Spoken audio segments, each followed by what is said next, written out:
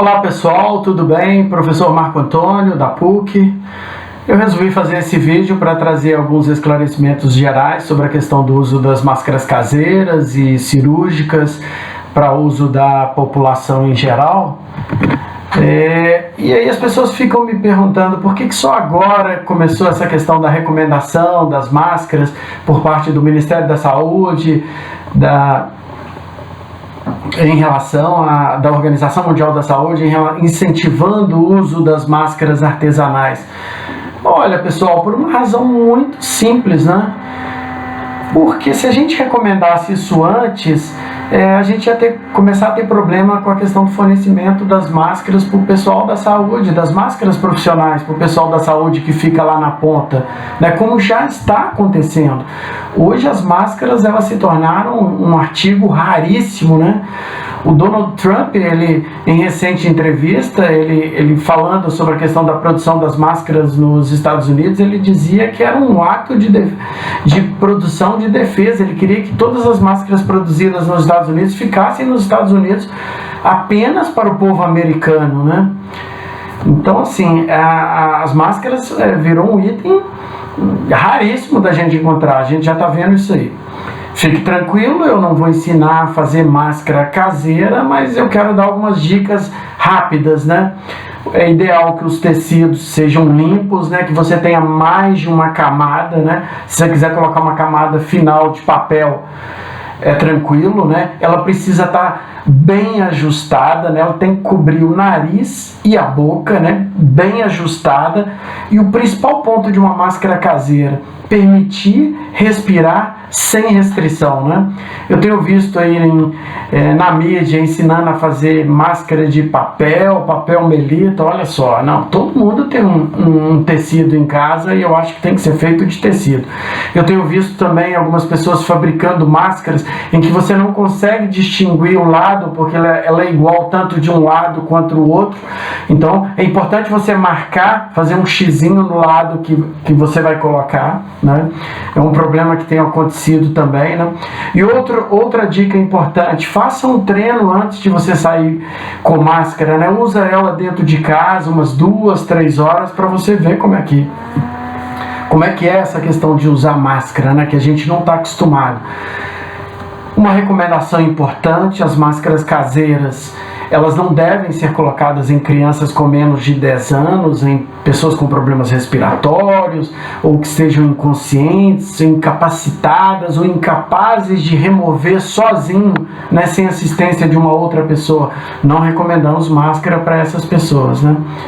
Existem vários modelos de máscara no mercado, né? Eu trouxe aqui alguns modelos. Olha só, essa é uma máscara caseira, né? Ganhei de uma tia minha. Essa aqui a gente chama de uma máscara cirúrgica, né? A gente vê muitas pessoas usando esse tipo de máscara, e também encontramos as pessoas usando essa máscara, que é uma máscara mais profissional. Lembrando que todas as máscaras são de uso individual. A gente vai falar aqui basicamente da máscara cirúrgica e das máscaras artesanais, né?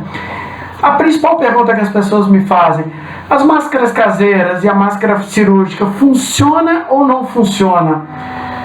Depende, né? Pode ou não funcionar, e eu vou te explicar por quê, né? Antes disso, a gente precisa responder algumas perguntas, né? A primeira delas é: quanto tempo eu posso usar a minha máscara? Não existe assim uma regra para você dizer 1 hora, 2 horas, 3 horas, não. A máscara cirúrgica, em geral, né?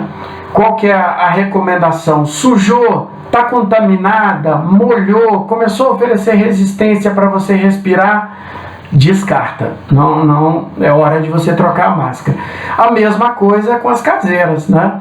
O Ministério da Saúde, no caso das caseiras, recomenda uma média aí de 2 horas para que você troque. Daí a importância de você ter, né, efetivamente mais de uma máscara, né? Por isso que é importante. Aonde que eu tenho que usar essas máscaras, né? Em locais públicos, onde haja muitas pessoas, dificuldade de manter o isolamento social, esse distanciamento social. supermercados, farmácias, hospitais, metrô. É nesses lugares que você deve usar essas máscaras, né?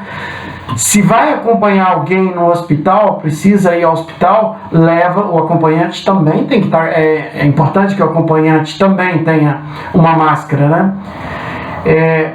Outro local interessante para as pessoas usarem a máscara, as máscaras caseiras, é aquele pessoal do comércio que não está lá naqueles decretos que são serviços essenciais. Então, pessoas que têm contato com o público, também é uma recomendação de fazer o uso dessas máscaras caseiras, né? Evite andar longas distâncias com a máscara, porque você vai suar, vai ficar colocando a mão, e isso não é bacana, né? Os cuidados para você ao guardar quando não estiver utilizando. Leve pelo menos 2 recipientes juntos com você, para que você, depois que usou determinado período essa máscara, você coloca ele num determinado recipiente e guarda na sua bolsa, né? E o outro, se você levou mais de um outro plástico novinho, sacolinha novinha, para pegar outra máscara nova para você fazer essa troca, né? Uma outra pergunta clássica: posso lavar? Não, não pode lavar. Essa máscara cirúrgica, ela é descartável. E a máscara caseira? Não, a máscara caseira eu posso colocar na máquina de lavar, normalmente lavar com sabão em pó, etc. Pode colocá-la de molho, se você quiser, com água sanitária, 1 colher para cada litro d'água. Depois que secou, é interessante você passar ferro quente, né, nessa máscara. A máscara cirúrgica, como eu disse, ela é descartável. O procedimento para colocação e retirada, olha, sempre a gente às vezes tem que fazer um malabarismo, mas sempre pegar por aqui.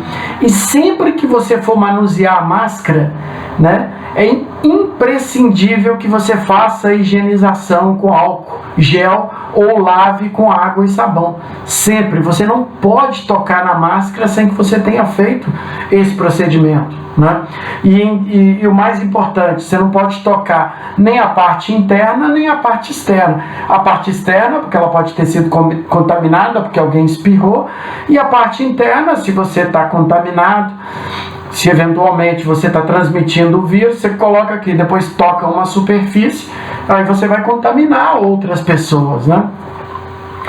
Então, a regra é sempre higienizar as mãos, né? Há uma tendência, vocês vão observar que fazendo uso da máscara, você vai fazer isso mais vezes, que é colocar a mão na boca, colocar a mão no nariz, colocar a mão nos olhos. A gente já faz isso naturalmente. Com as máscaras, há uma tendência de você ficar fazendo isso, ficar tentando colocar aquele objeto, tentando mexer naquele objeto estranho que está aqui em você. Então, por isso é importante estar sempre higienizando, né?